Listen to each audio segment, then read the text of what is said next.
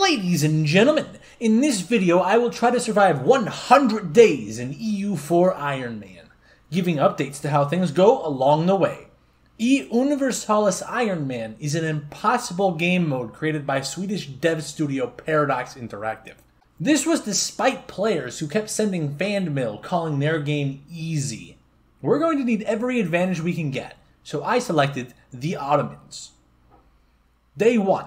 I need a realistic goal to achieve. Let's keep it simple. I set my eyes on Jandar. If I grow my empire by the end of 100 days, that'd be great. Days are a short time in this game, so I needed to act fast. I assemble the army and navy around Jandar. Let's go meta on the army column.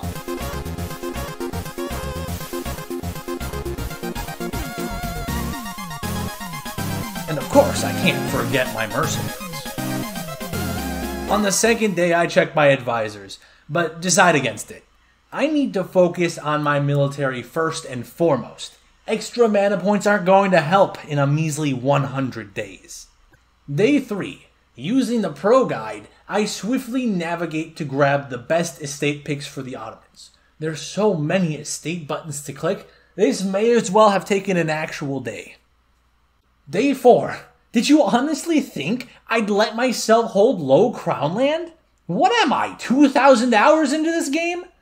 After giving the estates vain hope that I'd let them live in peace with extra land, I forcibly seize it back.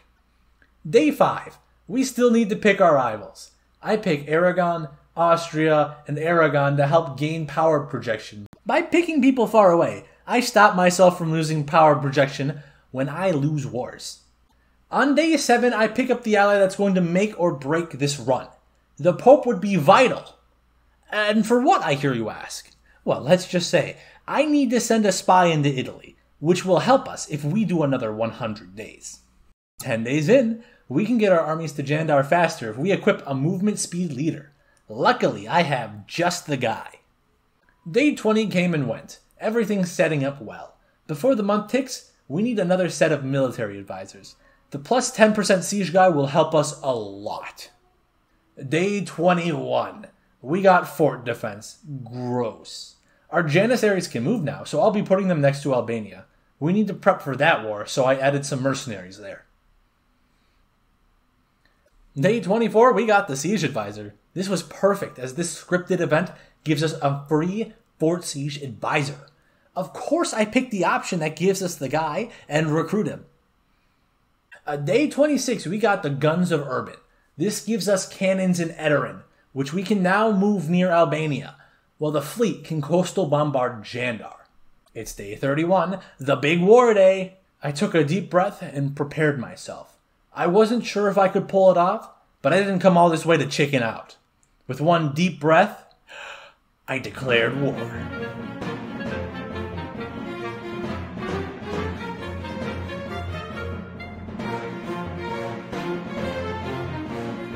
Day 37 is when I finally arrived at Chimu's capital. The war was a huge success. The cannons allowed me to instantly annex them. Now I could turn my focus to Jandar. We've hit the big 39, time to party! Yippee! That first war gave all the time my troops needed to be in position. But first, I need to send a spy into Italy, which will help us if we do another 100 days. It's perfect to wait for an even number, so on day 40, I used the mission I mined off camera to attack Jandar with CB. But things weren't going to be as smooth as I hoped. Jandar had countered my buildup and forced me into the Minesweeper skill check. I lost, which ended up sinking my entire fleet. How was I supposed to quick annex them now? On day 43, I had set myself up with the solution. All I had to do was force an RTS battle with the enemy.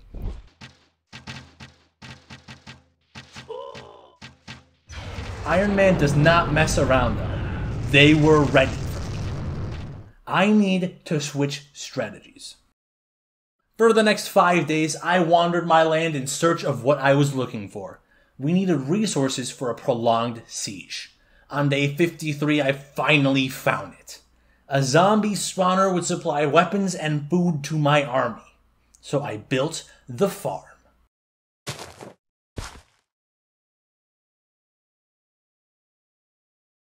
Hi, it's day 60. Things didn't go quite as planned. Did you know that under US tax code, dungeon loot is considered taxable income? I'm doing chores for the mayor, so the IRS releases me from my debt. Day 76. I'm finally done. My prolonged absence has led to the worst case scenario. The Ottomans have entered my land and are now sieging down my fort. They will only accept full annexation. I need a counterattack, some final gambit. But first, I need to send the spy into Italy, which will help us if we do another 100 days. Day 77, and I figured it out. I challenged the Ottomans to a game of rock, paper, scissors. If he wins, he gets my country. If I win, I get his. I'm awaiting a response. Day 79, he left me on red. At least that's going to cost the Sultan a massive amount of prestige. Unfortunately, though, that means that we failed to get to 100 days. But that's Stellaris' hardest game mode for you. We'll be back. Next time I will succeed, or I haven't been the Archduke. Thanks for watching.